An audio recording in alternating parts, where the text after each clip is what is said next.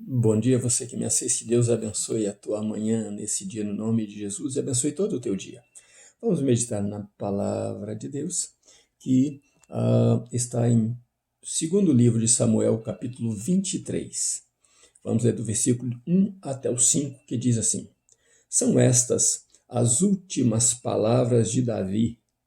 Diz Davi, filho de Jessé, diz o homem que foi exaltado, o ungido do Deus de Jacó, o suave salmista. O Espírito do Senhor fala por mim, e a sua palavra está na minha boca. Disse o Deus de Israel, a rocha de Israel, a mim falou.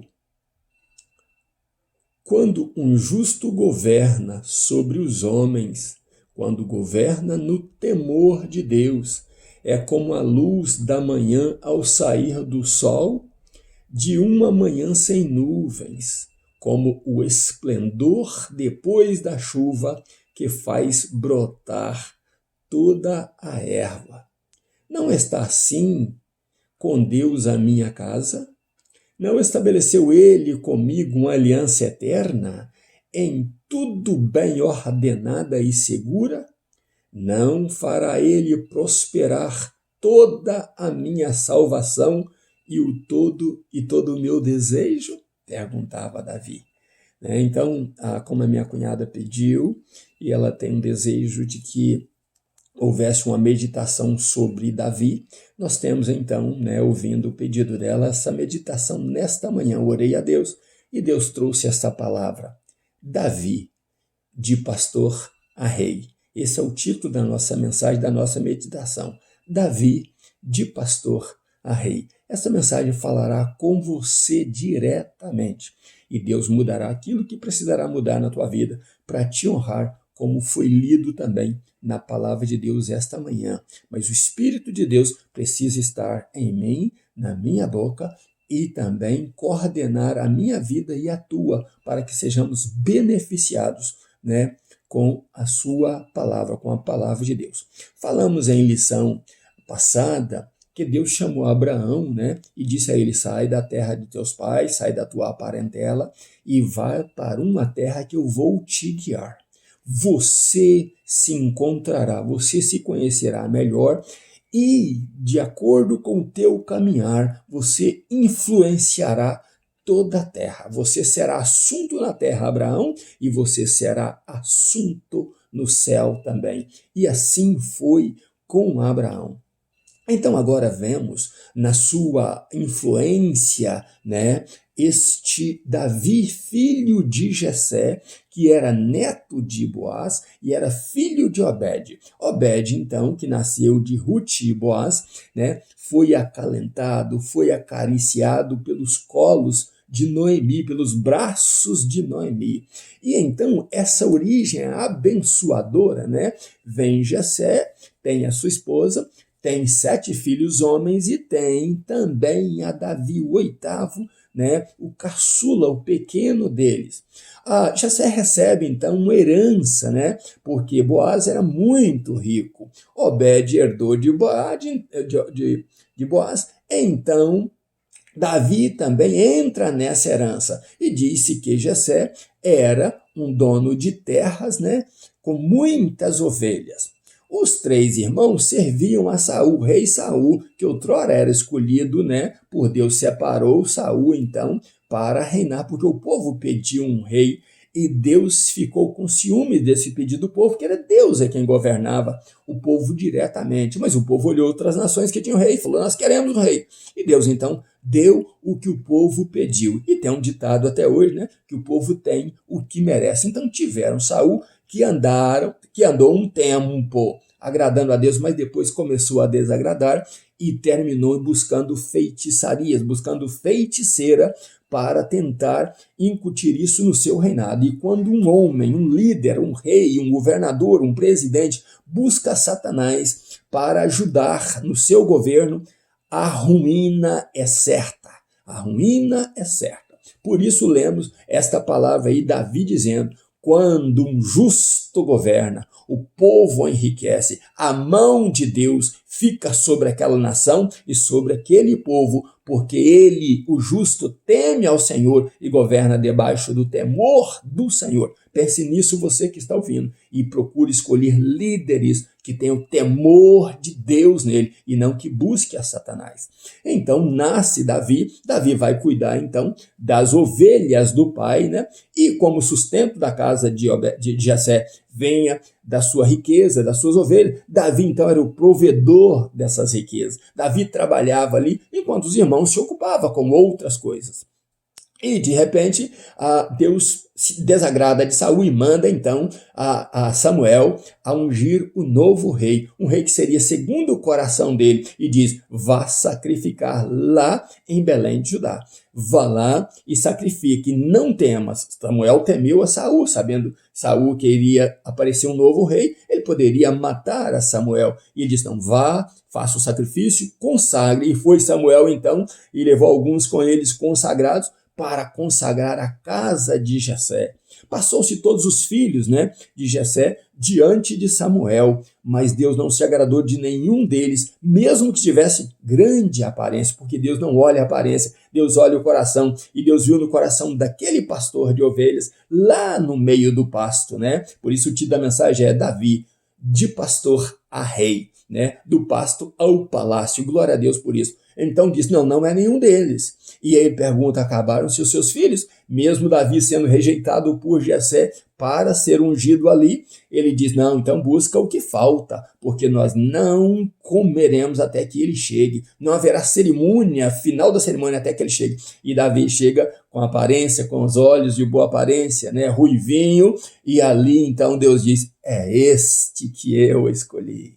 Enquanto os filhos de Jessé estão ocupados com outras coisas, eu vejo neste pastor, neste valente, apesar de que os outros sejam valentes de Saul, eu vejo neste valente aí o homem que eu quero usar. Graças a Deus, por isso nós lemos que Davi diz assim, olha, o homem que foi honrado, nós lemos isso, né, no versículo 1, diz o homem que foi exaltado, ungido do Deus de Jacó, o suave salmista. E então Davi é ungido rei, mas mesmo assim continue servindo os seus irmãos. E você conhece a história de Davi indo levar comida para os irmãos, levar queijo para os comandantes de 1000, e de repente ele ali vê a afronta do gigante Golias, e Davi diz, quem é este circunciso aí, esse gigante aí, para meter medo no povo de Israel? Este aí está afrontando Deus vivo. E você conhece a história, então, de Davi vencer o Golias. E não foi com a pedrinha, foi com a unção de Deus na vida dele. A pedrinha foi simplesmente um artefato que Deus permitiu que ele usasse, e a própria lança do Golias foi o outro artefato que ele usou para cortar a cabeça de Golias. Meu querido e minha querida, você que está prestando atenção nesta mensagem, lembre-se que Deus chama de onde não parece ter. Deus faz vir à existência do parecido inexistente, aquele que era rejeitado até mesmo pelo pai, que ficava lá no pasto, separando-o dos seus irmãos, fazendo com que ele cuidasse de ovelha, aquele mesmo que matou o urso, aquele que matou o leão e que matou o rei, né, o gigante Golias, e se tornou rei de Israel e foi perseguido por Saul.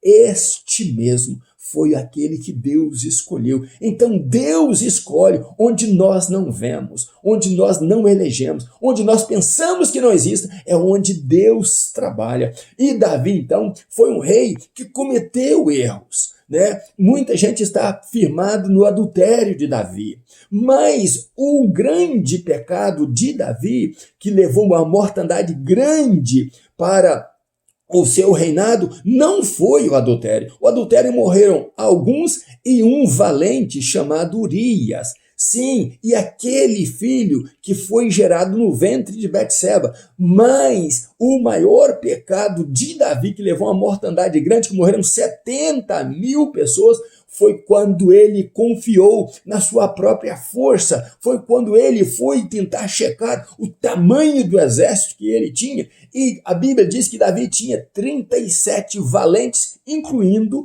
o nome de Urias, que depois deixou de existir, porque foi assassinado, porque foi colocado na frente de guerra. Mas Davi, ele pecou sim com o adultério, mas um dos grandes pecados de Davi foi confiar numa fortaleza sem lembrar que Deus é quem dava para ele a vitória. Então, isso trouxe uma mortandade grande, trouxe uma praga grande no reinado dele e morreram 70.000 pessoas, até que Davi fosse orientado por Deus para edificar um altar a Deus e se arrepender, e Deus então cessou aquela praga.